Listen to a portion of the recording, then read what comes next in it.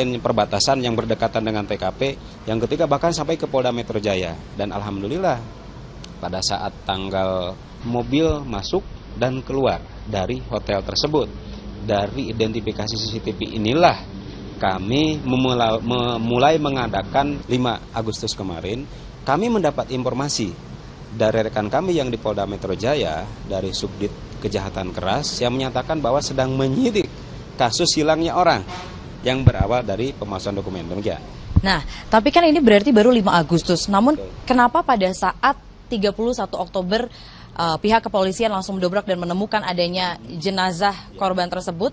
Nah, ini kenapa tidak dilakukan mungkin tes DNA? Karena kan di sini sudah ada beberapa barang bukti, bahkan ada bantal. Kesulitan kami yang kedua adalah bahwa pada saat di TKP tidak ditemukan satupun identitas yang melekat kepada korban, baik itu identitas KTP, kartu kredit, atau barang-barang lain yang sifatnya mempunyai keterkaitan dengan korban. Jadi hanya ini yang kami temukan.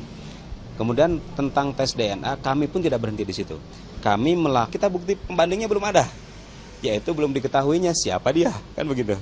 Mengingat memang database tentang DNA di kita pun kan belum ada, demikian. Nah, ya, silakan. Namun kalau misalnya untuk pelaku sendiri pada saat check-in di hotel, apakah ia tidak menitipkan identitas sehingga bisa diketahui?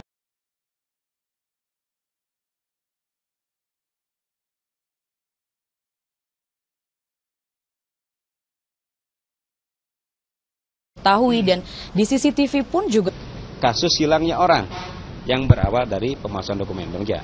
Nah, tapi kan ini berarti baru 5 Agustus. Namun kenapa pada saat 31 Oktober setelah kami periksa tidak.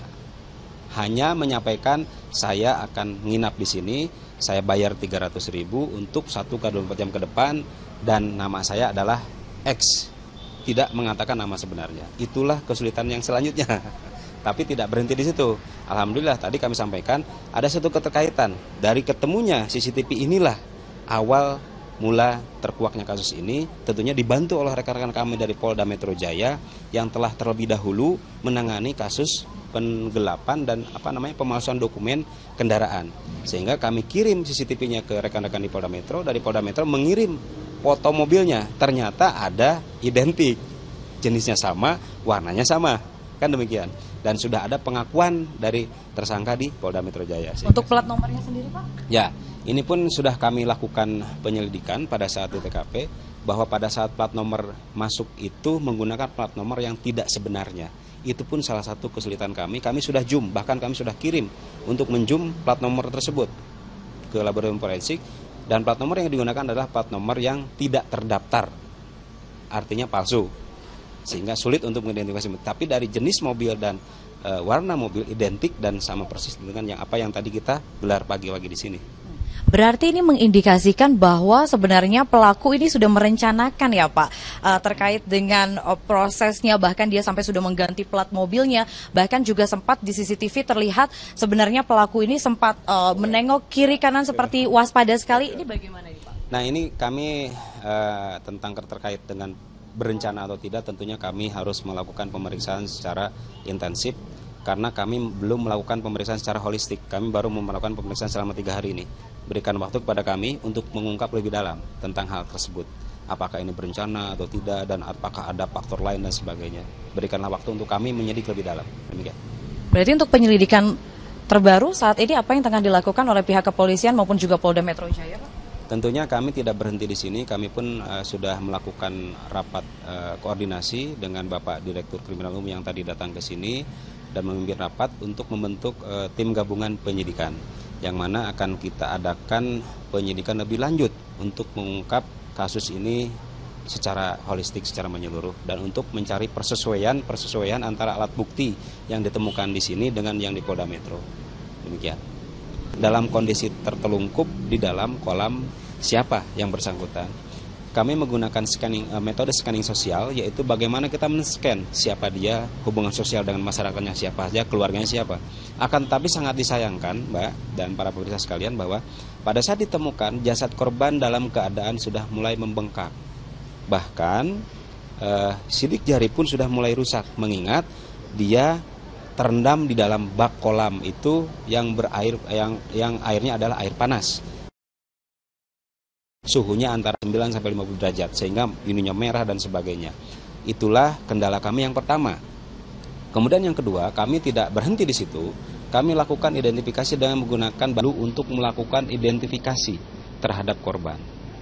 Kemudian kami lakukan identifikasi dengan metode yang kami lakukan. Nah, tentunya ditemukanlah barang-barang ini. Demikian. Kemudian memang betul bahwa jasad tersebut adalah jasad seorang perempuan. Akan tetapi kita harus mengetahui ke dalam alat tersebut sidik jari korban. Itu pun ditemukan kendala, yaitu bahwa tidak muncul karena ada ke dalam alat tersebut sidik jari korban.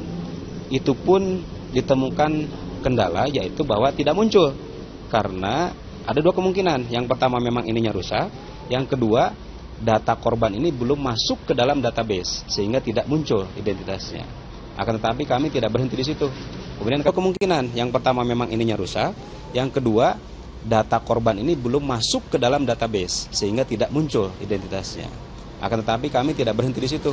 Kemudian kami lanjutkan penyelidikan lebih lanjut dan terungkaplah ada CCTV yang merekam pada saat yang kedua ke Polres-Polres lain perbatasan yang berdekatan dengan TKP, yang ketiga bahkan sampai ke Polda Metro Jaya. Dan alhamdulillah pada saat tanggal mobil masuk dan keluar dari hotel tersebut, dari identifikasi CCTV inilah kami mulai mengadakan 5 Agustus kemarin, kami mendapat informasi dari rekan kami yang di Polda Metro Jaya, dari Subdit Kejahatan Keras, yang menyatakan bahwa sedang menyidik kasus hilangnya orang yang berawal dari pemalsuan dokumen. Demikian. Nah, tapi kan ini berarti baru 5 Agustus. Namun kenapa pada saat 31 Oktober pihak kepolisian langsung mendobrak dan menemukan adanya jenazah korban tersebut? Nah, ini kenapa tidak dilakukan mungkin tes DNA? Karena kan di sini sudah ada beberapa barang bukti, bahkan ada bantal. Kesulitan kami yang kedua adalah bahwa pada saat di TKP tidak ditemukan satupun identitas yang melekat kepada korban, baik itu identitas KTP, kartu kredit, atau barang-barang lain yang sifatnya mempunyai keterkaitan dengan korban. Jadi hanya ini yang kami temukan.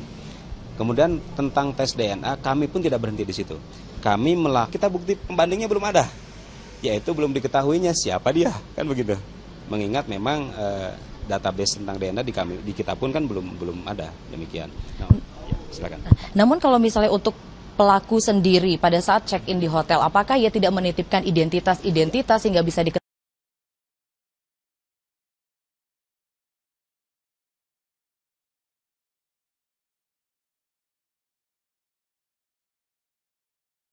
dan di CCTV pun juga kasus hilangnya orang yang berawal dari pemalsuan dokumen. Demikian. Nah, tapi kan ini berarti baru 5 Agustus. Namun kenapa pada saat 31 Oktober setelah kami periksa tidak. Hanya menyampaikan saya akan nginap di sini, saya bayar 300.000 untuk 1x24 jam ke depan dan nama saya adalah X. Tidak mengatakan nama sebenarnya. Itulah kesulitan yang selanjutnya. Tapi tidak berhenti di situ. Alhamdulillah tadi kami sampaikan ada satu keterkaitan. Dari ketemunya CCTV inilah awal mula terkuaknya kasus ini, tentunya dibantu oleh rekan-rekan kami dari Polda Metro Jaya yang telah terlebih dahulu menangani kasus penggelapan dan pemalsuan dokumen kendaraan. Sehingga kami kirim CCTV-nya ke rekan-rekan di Polda Metro, dari Polda Metro mengirim foto mobilnya. Ternyata ada identik, jenisnya sama, warnanya sama. Kan demikian. Dan sudah ada pengakuan dari tersangka di Polda Metro Jaya. Untuk plat nomornya sendiri, Pak? Ya, ini pun sudah kami lakukan penyelidikan pada saat di TKP, bahwa pada saat plat nomor masuk itu menggunakan plat nomor yang tidak sebenarnya. Itu pun salah satu kesulitan kami sudah zoom, bahkan kami sudah kirim untuk menzoom plat nomor tersebut ke laboratorium forensik, dan plat nomor yang digunakan adalah plat nomor yang tidak terdaftar, artinya palsu. Sehingga sulit untuk mengidentifikasi. Tapi dari jenis mobil dan warna mobil identik dan sama persis dengan yang tadi kita gelar pagi-pagi di sini.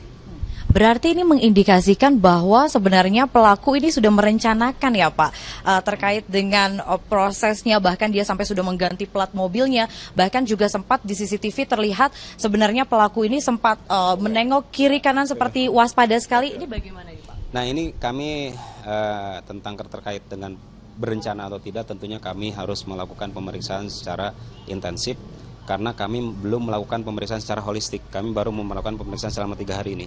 Berikan waktu kepada kami untuk mengungkap lebih dalam tentang hal tersebut. Apakah ini berencana atau tidak, dan apakah ada faktor lain dan sebagainya. Berikanlah waktu untuk kami menyidik lebih dalam. Demikian. Berarti untuk penyelidikan terbaru saat ini apa yang tengah dilakukan oleh pihak kepolisian maupun juga Polda Metro Jaya, Pak? Tentunya kami tidak berhenti di sini, kami pun sudah melakukan rapat koordinasi dengan Bapak Direktur Kriminal Umum yang tadi datang ke sini dan memimpin rapat untuk membentuk tim gabungan penyidikan yang mana akan kita adakan penyidikan lebih lanjut untuk mengungkap kasus ini secara holistik, secara menyeluruh, dan untuk mencari persesuaian antara alat bukti yang ditemukan di sini dengan yang di Polda Metro. Demikian. Baik, terima kasih. Kita masih akan tetap melanjutkan kembali, Pak. Mungkin bagaimanakah sebenarnya proses pemeriksaan yang akan dilakukan lebih lanjut lagi kepada tersangka AK ini?